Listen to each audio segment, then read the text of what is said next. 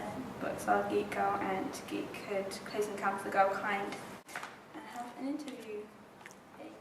Okay, I'm really awkward at this stuff.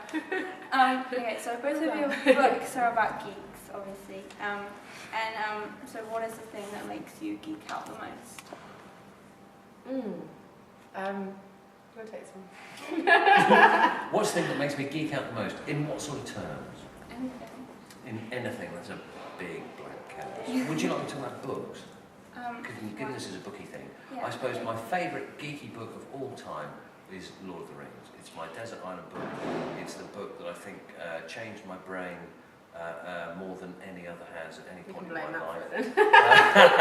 It was. I read it when I was 11, and I make a point of reading it at least twice a year, every year. I have done ever since.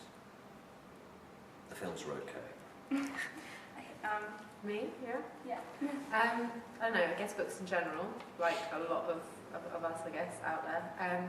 But for me, like, I get uber excited about, like, kind of little things that I don't know about. Like, I went to New York and spent the day at the Natural History Museum watching penguin documentaries and, like, going to see the planetarium, and I cried in the planetarium because how the universe came about, like, show was so moving. I actually wept tears on my own, and also Whoopi Goldberg was narrating it, which I thought was super cool.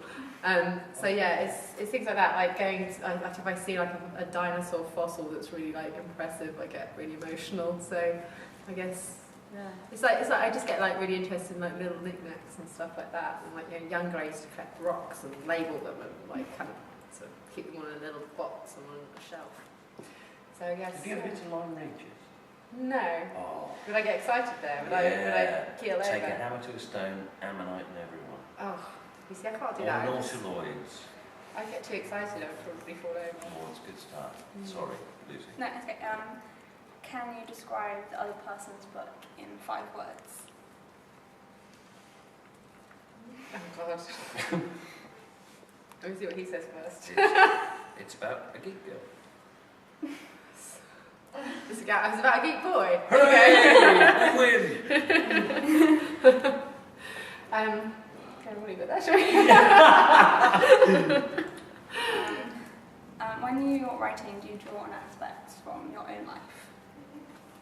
Yeah, I mean, I do. I like kind of blend like reality and past and imagination, all like in every element. So things that have happened, I'll blend with things that I've just imagined have happened, and I'll take things that, you know, that I wanted to happen when I was younger and move it somewhere. So I just kind of, I try and like anchor it now and then in things that really happened or places that are really real that I've been, because then it feels more kind of, I guess it feels more real, and I guess that comes across even if the scene that you're writing is totally imaginary. If you've been to the place that it's being held in, you can get the details that kind of make it feel like it's real.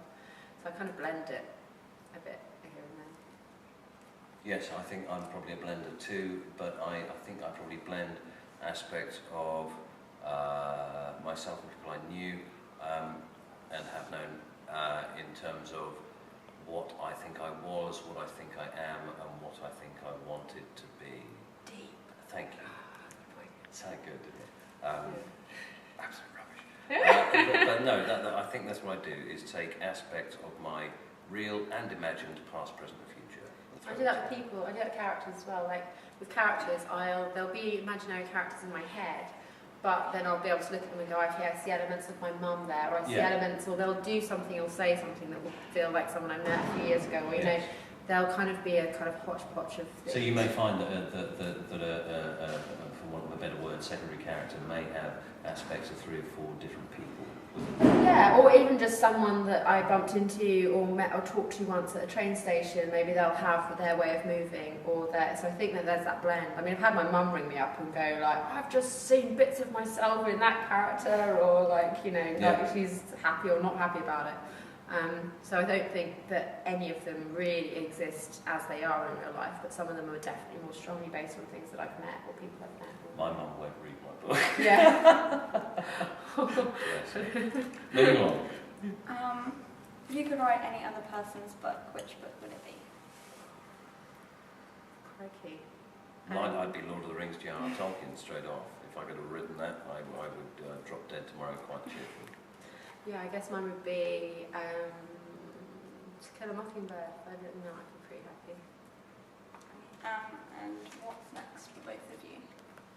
Fame and Fortune. An event Take in over about the 15 world. minutes, I would say. Long time, short time. I don't know, what are you doing? I'm writing a mid-grade book. Interesting. Yeah, it is. And Or is it? you tell me. It's very far away from what I've written so far.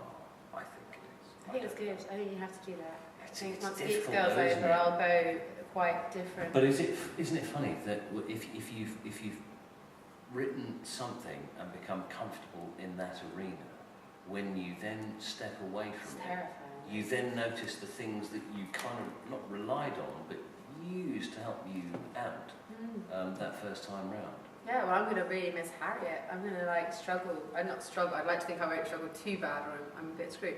But it's going to be really weird writing it from a perspective that's not Harriet. Yeah. Because I haven't done it for a while. So Because you inhabit those people's heads. Yeah, exactly. And you learn their rhythm, and you learn their way of thinking and acting. So yeah, that's going to be.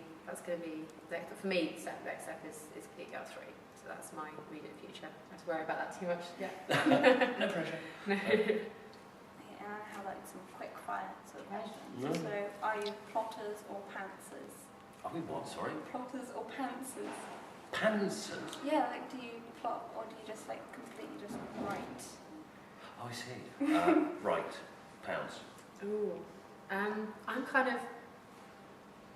I'm naturally a writer, but I force myself to plot because I get very stuck in holes. If I just write, I get very oh my god, where have I gone down this? Where has this gone? So I have to kind of sit myself and force myself. And I usually spend a few weeks kind of thinking about it, and then literally about 4 hours just actually putting it out, and then that's it. I never really know exactly where it's going. I know the general arc of where it's going, but I don't know the details. I don't know that chapter's going to be this chapter's going to be that and stuff. So it's a combo for me. Do you write longhand or shorthand? Type. I type faster than I write. I have an 80 word per minute typing speed. Really? No, Yeah. I'm rubbish. I can only type one-handed. So, Really? Yeah. My dad. It's like that. It really My is. dad does this thing where he goes right up to the thing and then goes like that. I've just for worked about out how to an get hour. my left hand in to do shift. Oh, nice. So I've now got some capitals in there, but yeah, one hand. I trained myself when I was 17. I had a temp job. It was really boring for 2 months. I basically just trained myself to touch type during that time. So now I can. What is your latest obsession? The same as my old one. Myself, dear. Ace obsession. Carefully cheese. Currently, for me, it's a visit back to the past. I'm terribly nostalgic because I'm old. And there was a role-playing game I used to play in the early 80s called Paranoia, and I'm revisiting that. I'm a bit obsessed by I it. don't even remember that. Oh, Paranoia is great. Is it like Dungeons and Dragons? Yes, but when you play D&D, everybody's joined together on a sort of communal adventure. With Paranoia, everybody has a secret agenda, so everybody's basically out to knife everybody else in the back. And that's what I kind of like about it. That's it. That's it. Joking. Yeah. Okay, awesome questions. Yeah. He's got your eyes, dear. Oh, so sweet. Hello, Albus. He's got. Oh no, Albus! Oh, Albus! Oh no! Part of his intestines are coming out. No. Oh, poor He's Albus. not a smart one, is he? Sorry. He's got your hairline. You're right. Yep, you're right. What are Albus. we supposed to do? Are we supposed to say something? I don't know. Albus, have you got any questions? I don't know why I bother, mate. Now on for Holly. What are you hoping to go into? I think bread. He's going to be a big It's loaf. going to be bread. Use your loaf, son. When you're older, use your loaf.